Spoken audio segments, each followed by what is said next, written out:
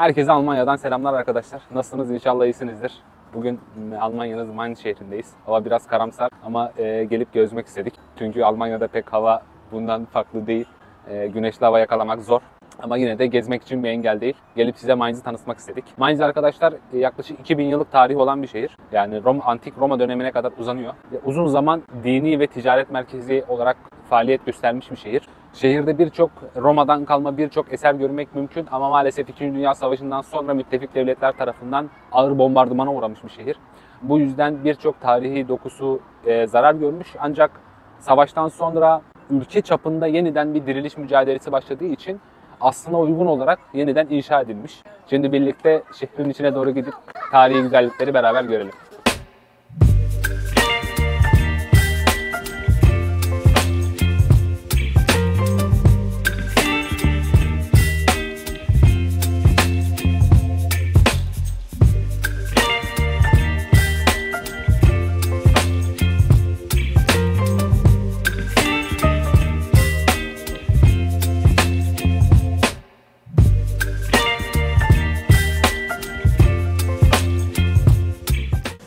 Arkadaşlar merhaba. Geçenki videolarda gördüğünüz kırmızı renkli montlu arkadaş bendim. Belki hatırlarsınız. Bu sefer mont kahverengiye döndü. Öteki mont tabi köpek saldırma olayı oldu da. Bir köpeğin saldırısına. Evet.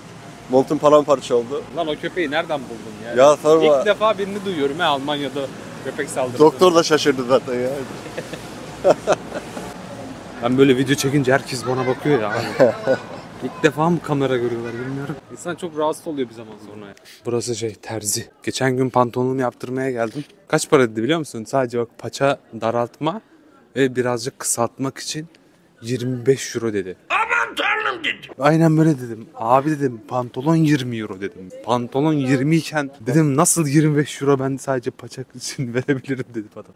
Hani pantolon 50 olsa 25 olsa gözüme gelmez. Arkadaşlar şimdi Gutenberg Müzesi'ne geldik. Matbaa ile ilgili ilk kayıtlar aslında Çin İmparatorluğu zamanına kadar dayanıyor. Sadece Asya ile sınırlı kalıyor. Asya'da insanlar ilk önce harfleri ağaç parçalarına işliyorlar ve onları kağıdın üzerine basarak ya da kağıdın, kumaşın üzerine basarak eser ortaya çıkartmaya çalışıyorlar. Tabii bu maliyetli ve zor bir iş. 751 yılında Araplarla Kalkuk Türkleri birleşiyor ve Çin İmparatorluğu'na savaş ilan ediyorlar. Tabii bu savaşta Çinliler yeniliyor. Bu savaştan sonra ise birçok Çin tekniği Orta Doğu'ya geliyor. Yani bunların içinde pusula, barut ve birçok silah da var. Tabii ama bu dönemlerde Haçlı seferleri de var. Haçlılarla Araplar savaş halindeyken bu sefer bu buluş Avrupa'ya kadar uzanıyor. Ama çok fazla geliştirilmiyor. Bu sırada devreye Johannes Gutenberg giriyor. Johannes Gutenberg aslında kuyumculuk işiyle ilgilenen, antika işiyle ilgilenen ve aynı zamanda matbaacı olan birisi. Bir gün Fransız kralının değerli eşyaları bir sergide sergilenecek. Tabii kendisi de değerli eşyalar da getiriyor. Ama bunun için tabii ki de birçok kişiden borç almış. Ne yazık ki o dönemde de büyük bir sel felaketi oluyor. Sergi iptal ediliyor. Johannes Gutenberg bu sefer ama bir sürü borç almış ve bu sergiden gelecek gelire göre kendini planlamış. Bir kredi arama çabasına giriyor. O zamanın zengin birisinden kredi buluyor.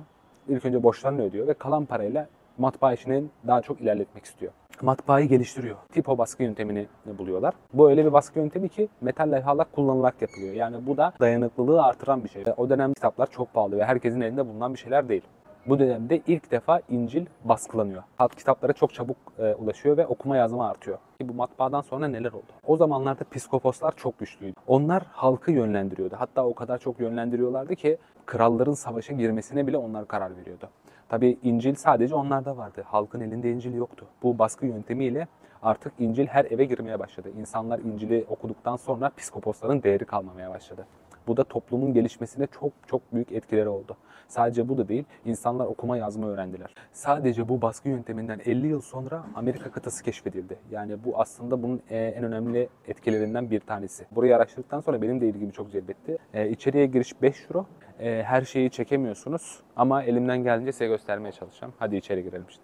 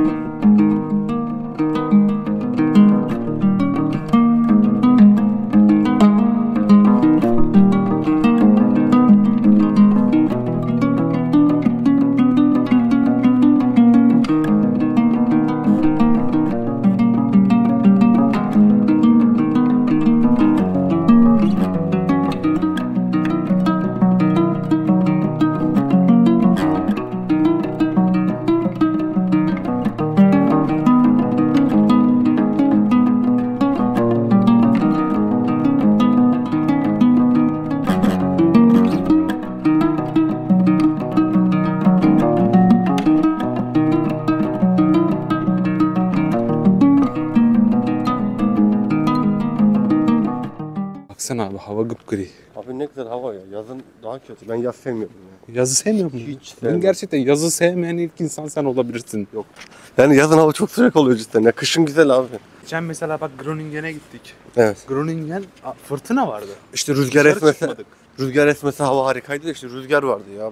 Ben güneşten Bir nefret şey ediyorum. yapamıyorsun ki. Ama kışın da kendine göre güzellikleri var ya. Ben ne bileyim. Ben kışçıyım abi. Ben var ya, yani imkanım olsa İspanya taraflarına bile taşınabilirim ya. Benim hedefim zaten umarım Finlandiya o taraflara gitmek ama bakalım kader bizi nereye sürükleyecek. Belki iyi bir yere doğru Ya o gidişat öyle. Garibanın yüzü gülür mü diyor ya.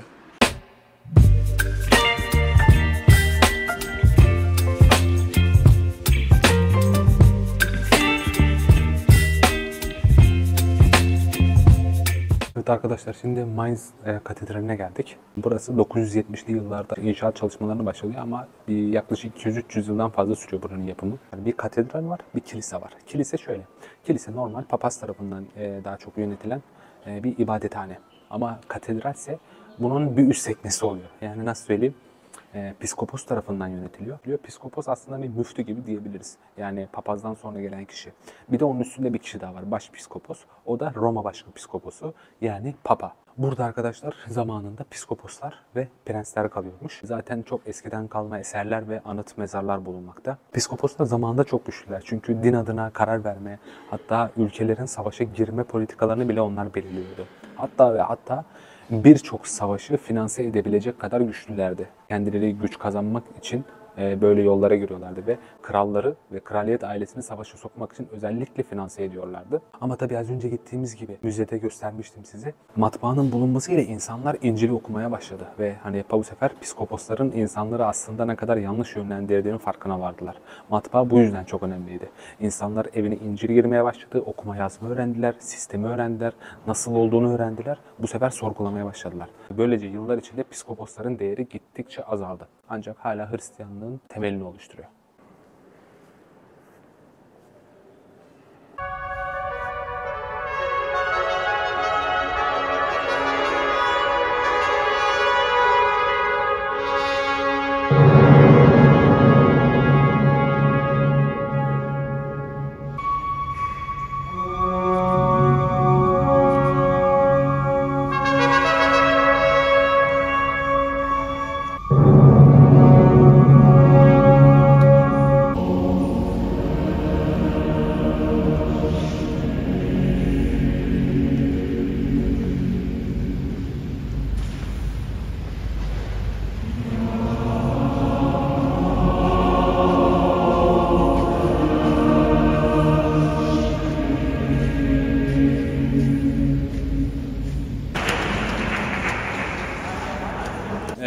Belki duymuşsunuzdur haberlerde. Bir ay önce filan Almanya'nın bir kentinde, Potsdam'da değil mi? Potsdam'da bir siyasi grup, aşırı sağcılar, hem Avusturya'nın aşırı sağcıları hem de Almanya'nın aşırı sağcıları gizli bir toplantı yaptı. Tabii bu bir tane gazeteci bunu tespit etti. Fotoğrafları falan çıktı. Ülke genelinde bayağı bir kaos oluştu. Ya bildiğin Nazi propagandası yapıyorlar. O yüzden şu an çoğu yerde böyle protestolar falan var. Almanya genelinde yaklaşık 2 milyon kişi falan bu protestolara katıldı. Halen de var, yine Mainz'da da var. Bilmiyorum ya ne olacak. Pek iyiye gitmiyor Almanya'nın hali de. Yani bu tabii toplantı Almanya'da bir şeylerin değiştiğini gösteriyor. Ama yani umut verici nokta protestoların olması Almanya'nın hala canlı bir demokrasisi olduğunu gösteriyor. Buradan bizi izleyen herkese çağrım, lütfen demokratik Almanlarla bu konuda işbirliği yapın. Birbirimize sahip çıkalım. Gerçi ciddi manada yoksa... Adam diyor ya diyor Almanya'da diyor 85 milyon insan var. Sadece 2 milyon kişi diyor protestolara katılmış. Ya 2 milyon aslında güzel bir sayı, kötü değil ki ya. Ya tabii oranlara bakarsan sen de geçen gün demiştin yani Almanya için iyi bir sayı. Tabii Almanya için çok güzel bir sayı 2 milyon. Ya zaten Ve katılanların çoğu da Alman. İşin iyi yanı o. Ya tabii sen gittin mesela. Ben gitmedim. Pardon yayın kadar. Sen gittin mi abi? Ben gitmedim. Ben de gitmedim. Ben dedim Naziler gelirse ben giderim dedim. İşte Almanlar gitti, ben o yüzden diyorum yani. Demokratik Almanlarla bu konuda işbirliği yapmak lazım. Arkadaşlar şimdi Aziz Stefan Kilisesi'ne geldik. Aziz Stefan milattan sonra 5. yılda Kudüs'te papaz yardımcılığı yapan birisi. Kendisi o kadar dindar ki insanlar artık onu parmakla gösterir hale gelmiş. Yıllar içinde tabii insanlara vaaz vermeye başladıkça içerisinde müritleri de oluşmuş. Tabii bu durum kendisine olumsuz etkiler de getirmiş. O zamanlarda Yahudiler o dönemde çok güçlü olduğu için bunların dikkatini çekmeye başlamış. Vaazlarında da hep sinagoglara, o dönemdeki hahamlara vesaire hep böyle kötü manada vaazlar vermeye başlamışlar. Yani bunlar hahamların ve sinagogların içine gelmeye başlamış. Maalesef güç kimin yanındaysa o zamanlarda da aynı şekilde kötüye kullanılmış. Aziz Stefan'a bu sefer iftira atmaya başlamışlar. Ama tabii ki o zamanlarda mahkeme varmış. Mahkemeye çıkarılmış. Mahkemede dine hakaret etmek, insanları yanlış yola sevk etmek gibi bazı iftiralara maruz kalmış ve taşlanarak öldürülmesine karar verilmiş. Kısa süre içinde taşlanarak öldürülüyor. Ama müritleri dünyanın birçok yerine dağılıyor. Aradan yıllar geçiyor. Tabii ki Aziz Stefan insanların arasında o kadar çok ününe sahip oluyor ki mucizevi olarak gösteriliyor. Kendisi kutsal birisi olarak ilan ediliyor ve bu yüzden Aziz ismini alıyor. İlerleyen yıllarda kendisine birçok kilise ve katedral adanıyor. Bu da onlardan bir tanesi. Yine burası da 2. Dünya Savaşı'nda aslında çok büyük hasarlar görmüş. Normalde buradaki camlar çok eskiden kalma olması gerekirdi. Lakin 2. Dünya Savaşı'nda hasar gördüğü için buradaki camlar da değiştirildi. Şimdi içeriye girip birlikte içeriye bir bakalım nasılmış.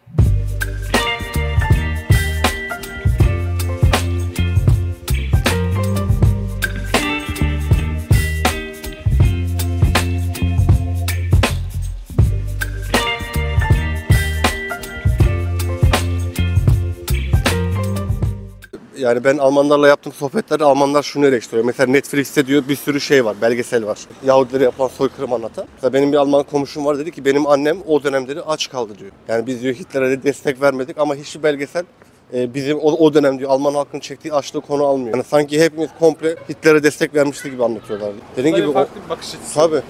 Dediğim gibi onlar da o dönem bayağı zorluk çekmişler. Ama maalesef Hatta sana bir söyleyeyim mi? Hitler ilk seçimde aldığı oy oranı kaç biliyor musun? Hitler'in ilk seçimde aldığı oy oranı %2.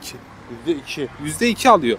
Sonra ama o dönemlerde yine bak bu dönemde AfD'nin yaptığı açıklamalar gibi işte ekonomi çok kötü olacak, Amerikan ekonomisi batacak, işte onlara muhtaç değiliz falan diyor. O dönemde de işte büyük ekonomi buhranı oluyor. 1929'da Amerikan ekonomisi çöküyor. Amerikalılar da diyor ki işte diyor bize diyor şey vermeniz lazım diyor.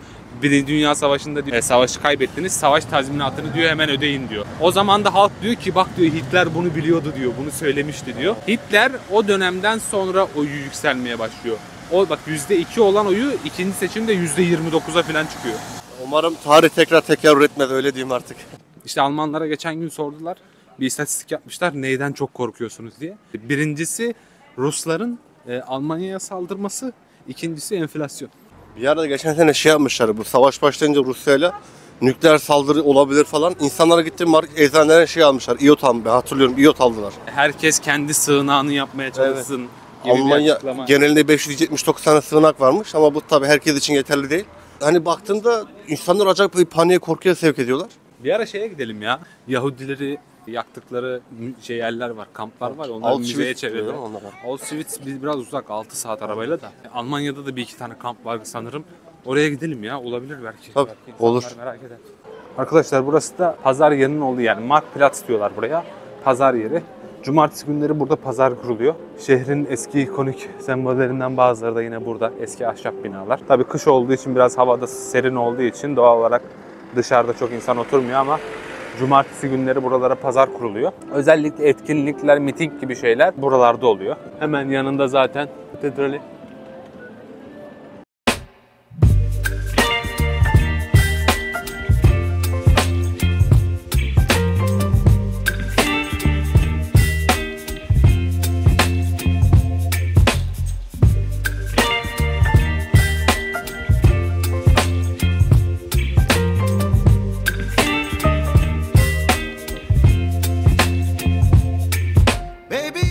Evet arkadaşlar, bir yolculuğumuzun daha sonuna geldik. Elimizden geldiğince göstermeye çalıştık. Muhakkak eksiklerimiz vesaire vardır. Ama eğer beğendiyseniz lütfen beğen butonuna basmayı unutmayın. Destekleriniz her türlü çok önemli. Eğer abone olursanız, beğenirseniz, paylaşırsanız çok seviniriz. Yani önümüzdeki zamanlarda, bir ay sonra falan inşallah şeye gideceğiz. İsviçre'ye gideceğiz. Öyle mi? Bir Sen demedin mi? Ben dedim. Her şeyi ben ödeyeceğim. Doğru. Her şey benden, otel Tabii, tabii. vesaire. Ulan kredi kartındaki eksi 10.000 euro bakiye, o hiç önemsiz. İsviçre'nin köylerini vesaire gezeceğiz birlikte. Beğenirseniz, abone olursanız, paylaşırsanız, yorum yaparsanız çok seviniriz. Eksiklerimizi de söylerseniz seviniriz. Kendimizi de geliştirmiş oluruz. Daha güzel içerikler çıkartmaya çalışırız. Var mı söylemek istediğim bir şey? Yok. Bugün yok evet. Yoktu. Yoktu ama şimdi ayıp olmasın diye söyleyeyim. Bugün sizlerle birlikte olmak çok güzeldi. Umarım bir sonraki videolarda tekrardan görüşmek dileğiyle. İnşallah daha güzel günlere birlikte gideriz. Çok duygusal oldu. Aynen, bu duygusal oldu. Aynen öyle. Arkadaşlar kendinize iyi bakın. Bir sonraki videoda görüşmek üzere. Allah'a emanet. Görüşürüz. Görüşürüz.